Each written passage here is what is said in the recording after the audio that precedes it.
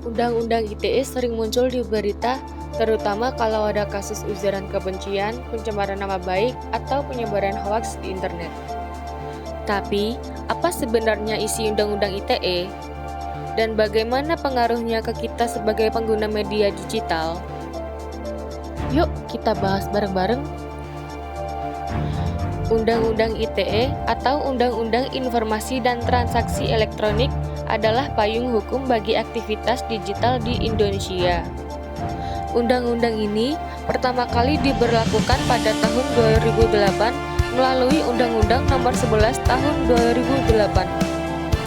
Kemudian direvisi lewat Undang-Undang Nomor 19 Tahun 2016 dan diubah sebagian dalam Undang-Undang Cipta Kerja tahun 2020.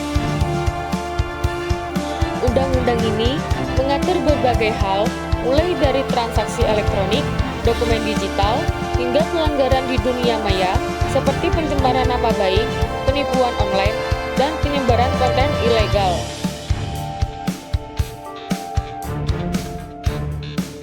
Ada beberapa pasal dalam Undang-Undang ITE yang perlu banget kita tahu. Yang pertama, Pasal 27 Ayat 3. Yang berisi tentang penghinaan dan pencemaran nama baik secara elektronik. Misalnya, menghina seorang lewat postingan di media sosial.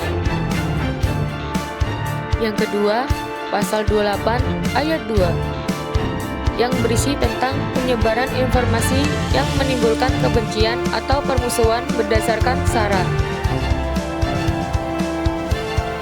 Yang ketiga, Pasal 29 tentang pengiriman ancaman kekerasan atau menakut-nakuti lewat media digital. Selain itu, Undang-Undang ITE juga mengatur tentang keamanan sistem elektronik, perlindungan data pribadi, dan larangan distribusi konten pornografi dan perjudian.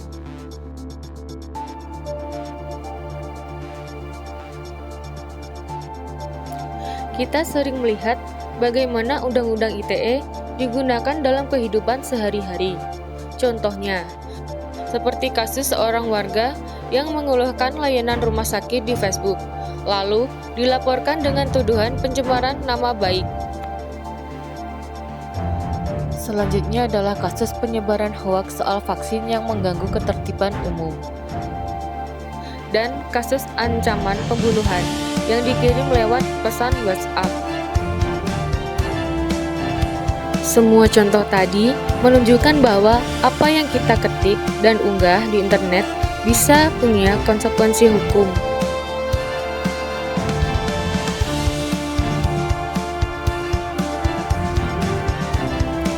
Agar aman dan terhindar dari jerat Undang-Undang ITE, yuk kita ikuti tips berikut. Yang pertama, berpikir sebelum posting. Sebelum memposting sesuatu di sosial media, tanyakanlah pada diri sendiri, apakah ini bisa menyinggung atau merugikan orang lain. Jangan sampai kita membuat orang lain tidak senang kepada kita.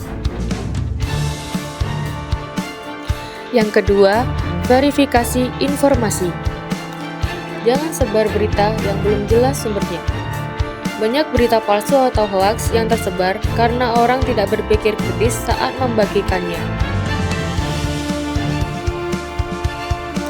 Yang ketiga, hindari komentar kasar atau provokatif. Etika digital itu penting. Kata-kata yang kita tulis bisa saja menyakiti hati orang lain. Jadi, bijak-bijaklah menggunakan media sosial.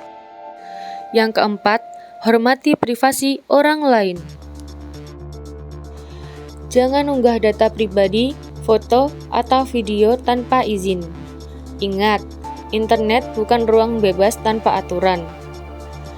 Jejak digital itu nyata dan bisa jadi alat bukti.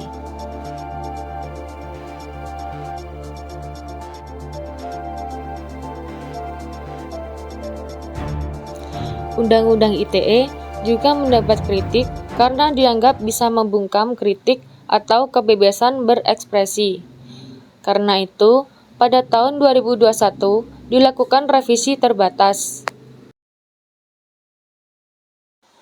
Pemerintah menegaskan bahwa kritik, pendapat, dan saran yang membangun tidak bisa dikriminalisasi. Namun, masih ada desakan dari masyarakat sipil agar Undang-Undang ITE direvisi lebih luas agar tidak disalahgunakan oleh pihak-pihak tertentu.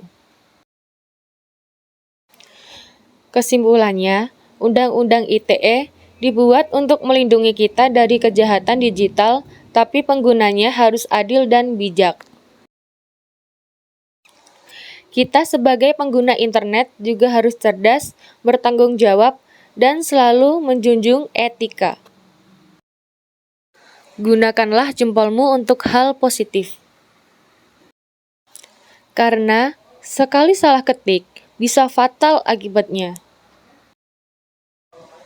Pahami hukum digital, bijak di dunia maya, aman di dunia nyata. Jangan lupa like, share, and subscribe untuk konten edukatif lainnya.